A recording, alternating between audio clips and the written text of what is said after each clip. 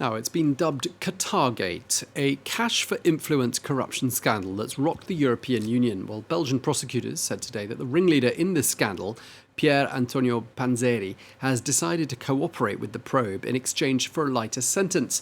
Well, the former Italian member of the European Parliament was charged last month with corruption, money laundering, and membership of a criminal organisation. Well, Panzeri and Greek EU lawmaker Eva Kaili remain in custody in relation to allegedly receiving payments from Qatar and Morocco. That's something both countries deny. Well, let's get some more analysis from Roland Freudenstein, who's Vice President and head of GLOBSEC, which is a global think tank committed to enhancing security, prosperity and sustainability. Thank you so much for joining us.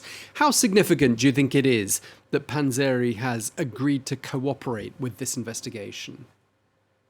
I think this is hugely significant. That means that besides the circumstantial evidence that Belgian authorities obviously have, they will now have a crown witness who is going to shed much more light into the functioning of that organization and this bribery that, by the way, doesn't only concern Qatar, but also Morocco.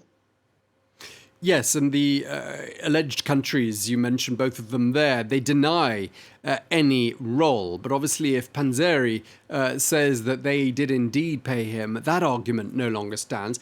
But what does their involvement tell us about their modus operandi and what they were trying to get out of Brussels? What do we know about that? Well, look, first of all, they were trying to do something that, as we speak, a lot of countries and governments are trying with a lot of parliaments in this world. So that's a fact. The question is, how do you combat this kind of corruption?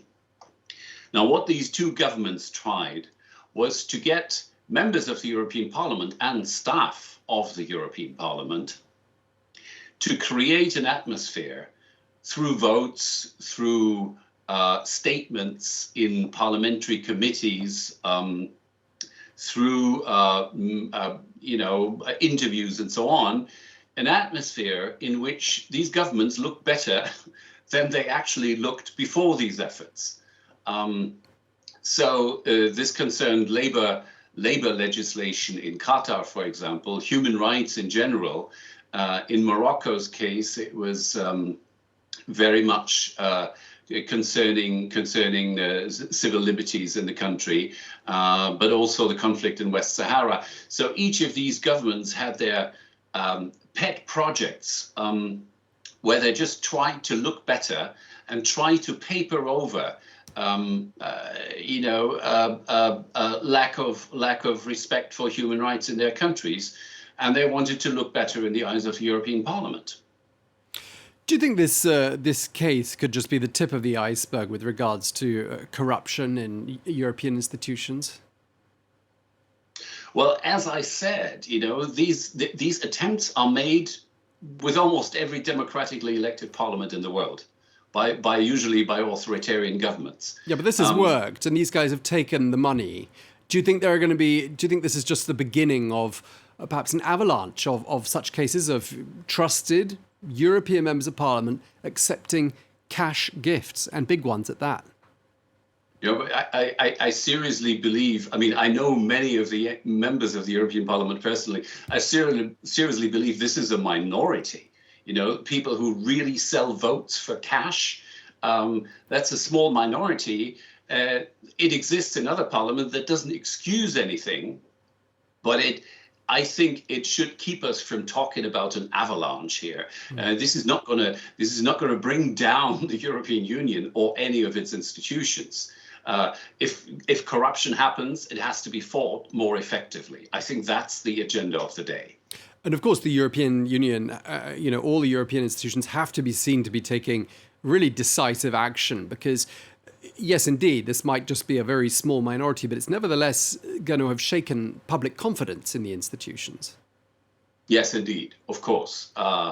It's not like European public opinion or thought that everybody working in the EU institutions was angels before this happened, right? So there was a certain suspicion. There is a certain suspicion of officialdom across all democracies in the world, and yes, sometimes it's justified. So I really think that this scandal has to be investigated fully, and there have to be consequences in terms of better transparency, harsher punishments for misdemeanors, and generally a culture of of looking more closely into whatever strange behavior there is, sudden changes of attitudes of members of parliament or something. That has to be investigated better in the future. Just before we go, the immunity of two other European lawmakers looks like it could be waived. What's the significance of that? Well, these are two more cases in the same context. Both members of the parliament, Marc Tarabella from Belgium and Andrea Cozzolino from Italy, claim their innocence. They, in fact, themselves are asking for their immunity to be lifted so that they can defend themselves. Look, I won't judge them because I don't know the facts here. But I think it's a good thing. It's a good development that this immunity is now lifted so that the charges can be analysed. Okay, well, thank you very much for taking the time to talk to us, Roland Freudenstein, Vice President and Head of GLOBSEC Brussels, I should say. Thank you very much indeed for taking the time to speak to us.